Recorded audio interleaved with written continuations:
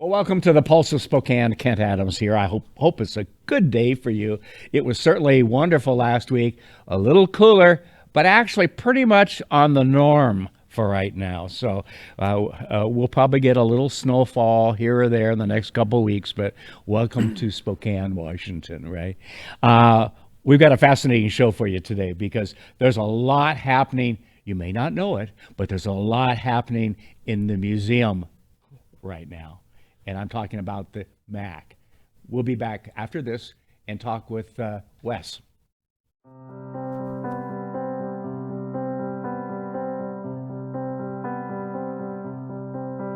Benji's biggest wish was to have his own school bus.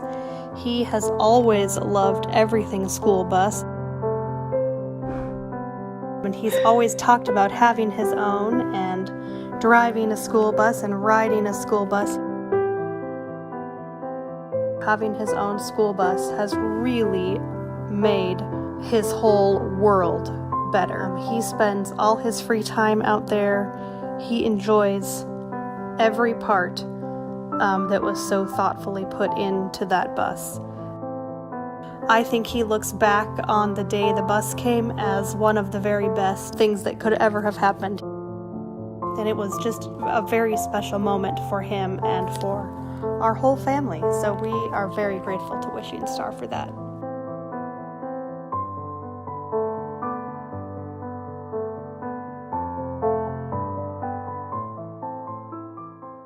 Well, welcome back. Wes Jessup. You're the executive director. I don't know what other titles they give you. That works. It works, okay. I love it because when nonprofit directors come in, are you president? Are you CEO? Are you executive director? And I've had many say, just depends on the moment. Right. Yeah, I'm doing everything. Right. Yeah. Right. Yeah. So this has been an absolutely crazy year for businesses to start with. And the MAC is a business. It's a nonprofit business, but it's a business. Yeah, that's one way to put it. I mean, it's been a year Yes. since we really closed. Yes. And we're starting to reopen again. So I love it. know. I love we're it. back at 25%. Yeah. And that's just been up for 2-3 weeks. So we're so Right. grateful that the governor has deemed the museum, appropriate to reopen. And I just want to say something. The museum is a very safe space. We sanitize everything regularly. You can visit the museum without ever touching any surface. Okay. We are requiring social distancing and masks. So Okay. we have a good situation there, safer than any grocery store. I'll say that. And the exhibits don't mind that you have a mask because they're not looking back at you, right? That's right. Yeah. Exhibits don't care. Yeah. I love it.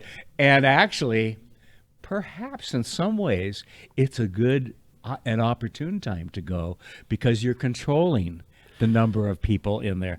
So, because we've all been there at times when, and it's fun to see a lot of people, but it gets crowded or so forth. And this, with getting down to 25%, it's not maxing out the space and so forth, and people can spend some time. That's right. So we're having people be able to spend longer visits. Yeah. It's a little more open space in Right. the galleries, which is nice. And I mean, the only thing that people should know is that you need to make your reservation online. Key. Yeah. So you have to go online to make a reservation, find a time that works for you, and then you can purchase your ticket then. Right. And then you're really just walking in and showing your phone. It's Yeah. very simple. Isn't that great? We're Yeah. all doing that now, aren't we? For That's everything. the way it is. Right? Yep.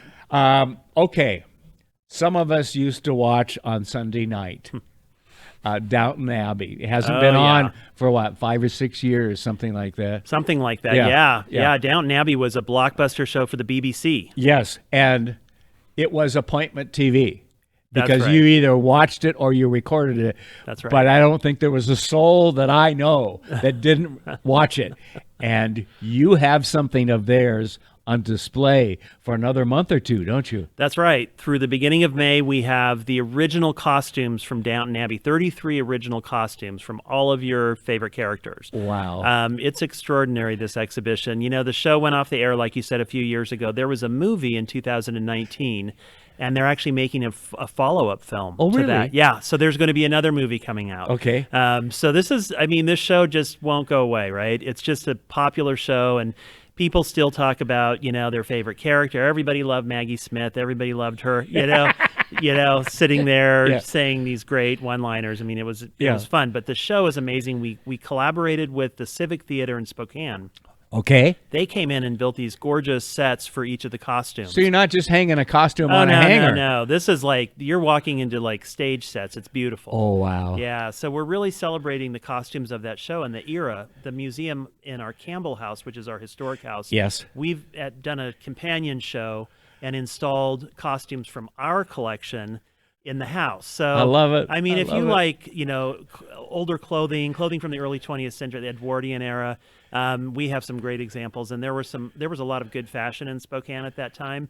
There was a lot of tailored clothing and bespoke kinds of designs. Yes, and we've got them at the museum. So fun. It's a really great companion exhibition. Is that a separate exhibit? It's a separate exhibition. Okay. I think there's 12 costumes from our collection. Okay. And when I say costumes, I really just mean clothing. Right. But from all of the early Spokane families who donated these wonderful, a dress that might have been worn once or twice, kinds of things. Beautiful, beautiful clothes. So we really think the Downton Abbey clothing shines a light on Spokane from that same time. Right. We like to do that when we bring a show in like that. What's the local connection to a Downton Abbey show? Well, guess what? We had some great fashion happening here. So we're making that connection, and I think visitors will really, Downton Abbey is a blockbuster show. It's a really popular show. Yes. We have people coming from Idaho, Montana, British Columbia. There's a lot of interesting zip codes showing up on our radar right now. That's fun. Yeah. And I think if you go back, and yes, the characters were notable. They were. For sure. But there was nothing like the costumes. No. No. And they won award after award. Yes. They were just, they were historically correct. Right. And they kind of tracked this the era from, about 1912 to right after World War I. There was a lot of changes happening in fashion and design, moving into the 20s, the raging 20s. But from a more craftsman, arts and crafts era, there's a lot of ground there to cover. So you really notice that, I think, in this show is that you see some the evolution of. So what does it cost for an adult to go? For this show, I think it's $15. That's all. Thank you.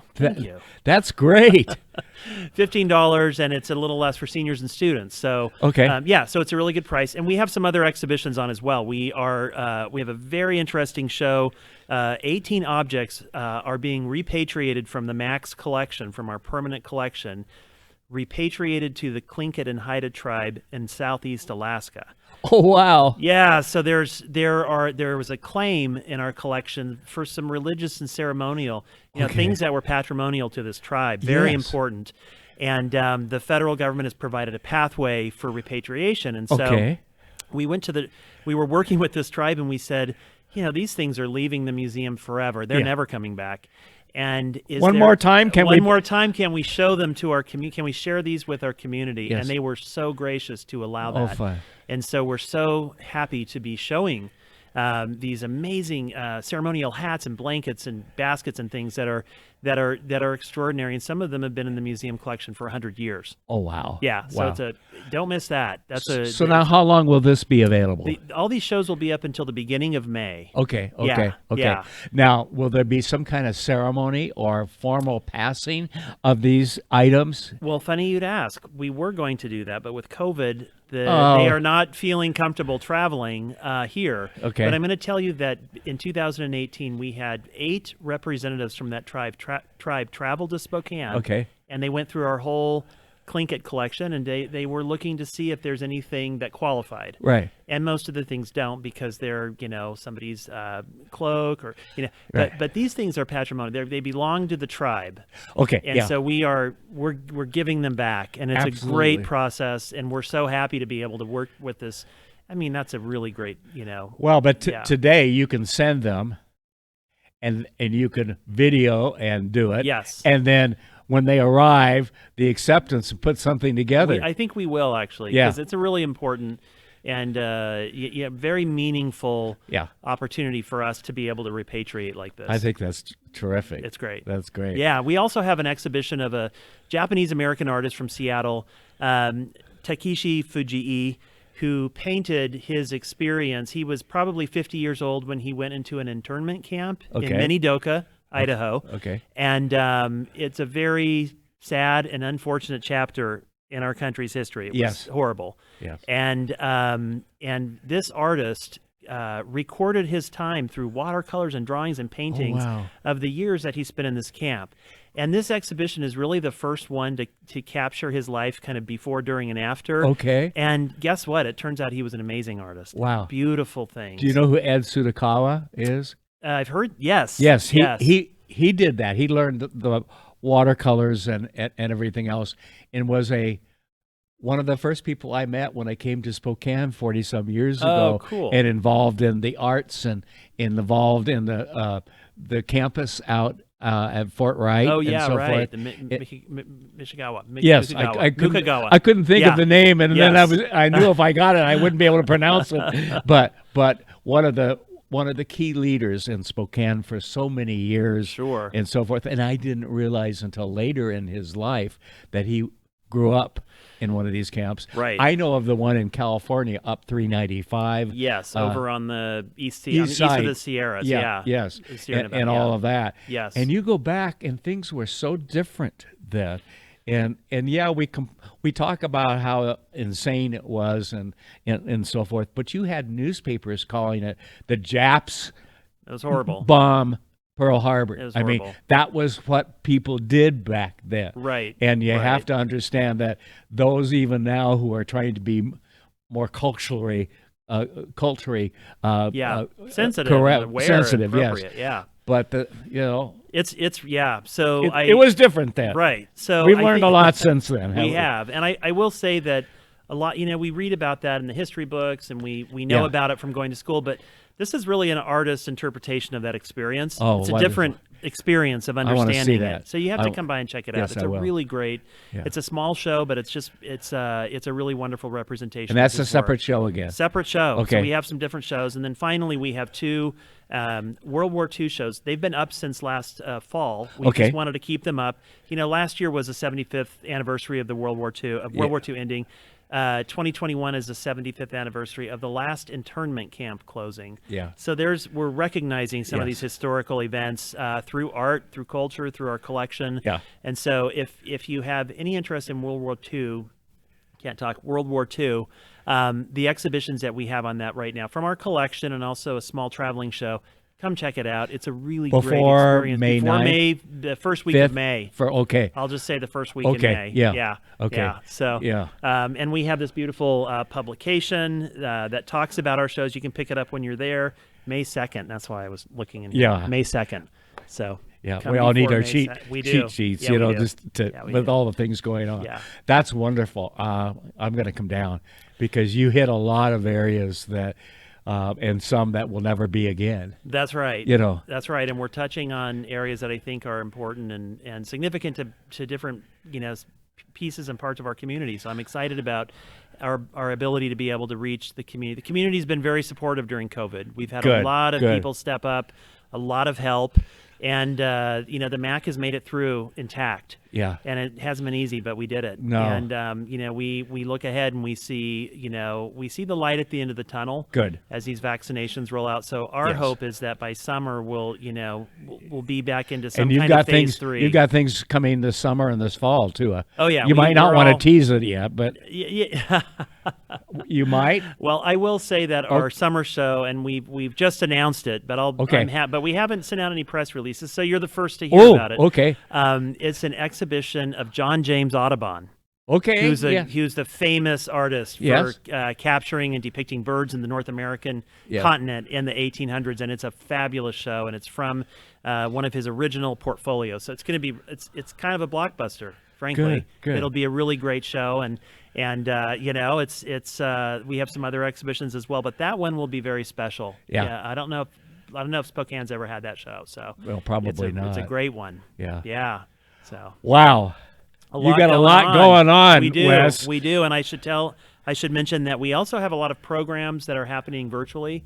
Okay. So if you go to northwestmuseum.org, Okay. you can find what's going on, and we have some really cool stuff coming. I won't go into all the details, but some experts, some different people coming on and sharing. And a lot of people, as we get older, and I include myself because I turned 75 here in a couple Wow. months. Congratulations. Thanks. Well, let's see if I get there, You'll right? get there. You'll get there.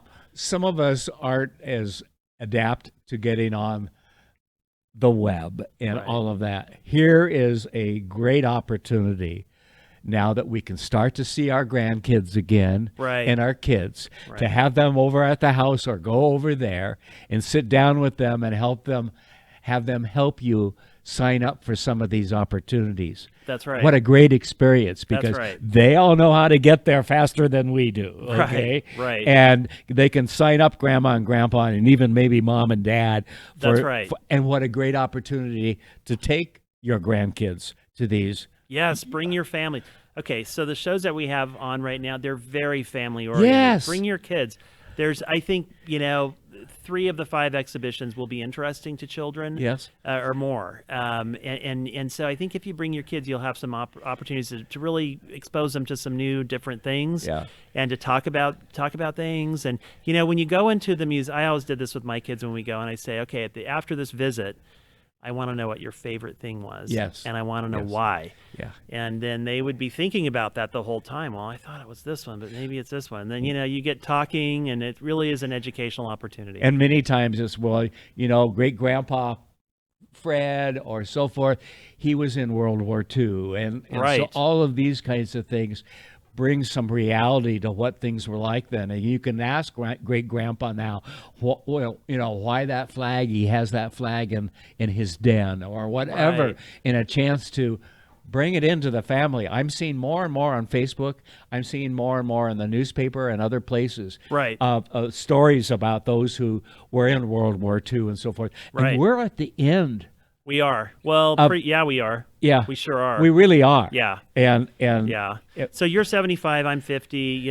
I grew up with kind of the end of the World War II movies. Yes. But you grew up when they were all happening in Yep. the 50s, 60s. I Yep. mean, so Yep. World War II was a big thing in our Yes. lives. And I think, but my kids, not so much. No, There's no. not a lot of popular culture around World War II. So I probably like the way World War I was for you. And, Yes. we didn't really know as much I didn't know about anything that. about it. Right. Really. Right. But World War II was everything. So it's Yes. it's interesting to share that with your kids and see how much they know and how much they've learned in school and Yeah. to teach them, because it was cataclysmic, and I think people forget, as we move away from it, people kind of forget that. Yes. Yeah. So it's a very cool opportunity. And for I'm glad to families. see our country spend a little time on both the Korean War and on Vietnam, because Yes, especially that's right. Vietnam was the unspoken war that nobody liked, nobody wanted to go Right. to.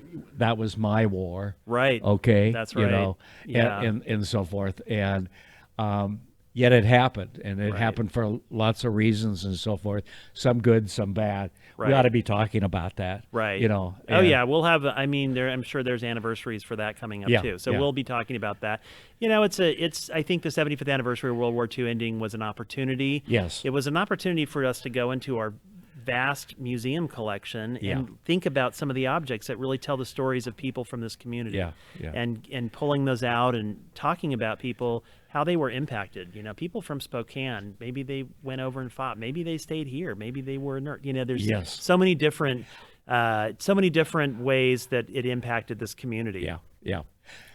One more time. How Yes. can people get all this information? Northwestmuseum.org. Okay. So log on. You can get your tickets there. You can find out what's coming up.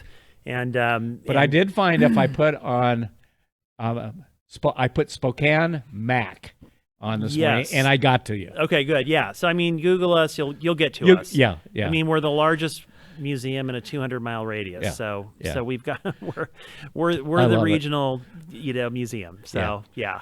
Well, thank you for all you're doing and your staff, because I know it's not normal. It's not Okay. normal. They've been great, and thanks for inviting me in. Yeah. Thanks for having Good me to come have in you and here. share. I love coming here. And then this summer, when you start doing some of those others, we'll have you back. I'll come back, yeah. Maybe you'd even let us come down and do something there. Come down and film there. We'd love to have you. Yeah. All right, we'll do it. Okay. That would be great. Thanks a lot. Awesome. Again, the website is? northwestmuseum.org. Or if you're like some of us, just put Spokane Mac and you'll find it come up in the first one or two. That's right. Some of us have to go what we know right. and can remember That's at right. almost 75. Thank you, Wes. Okay. Thank you. Have a good day. Okay. And you have a good day, too. See you at the museum. The economy is getting stronger. Banks are lending again, and interest rates are at historic lows. Now is a great time to buy your dream home.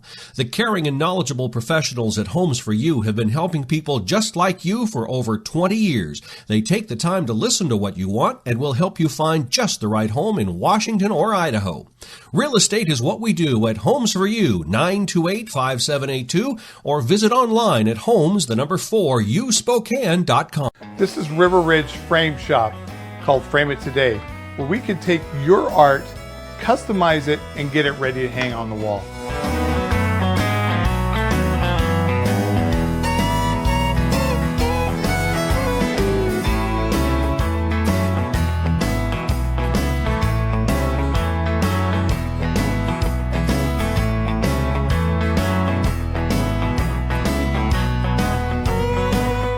Here at River Ridge Hardware, 2803 West Garland.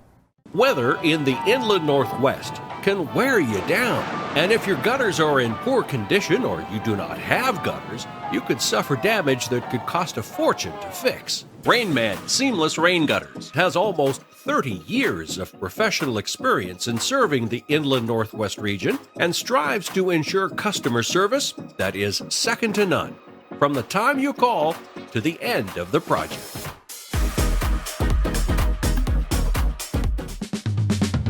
Thanks for watching this episode of The Pulse. We are where you are.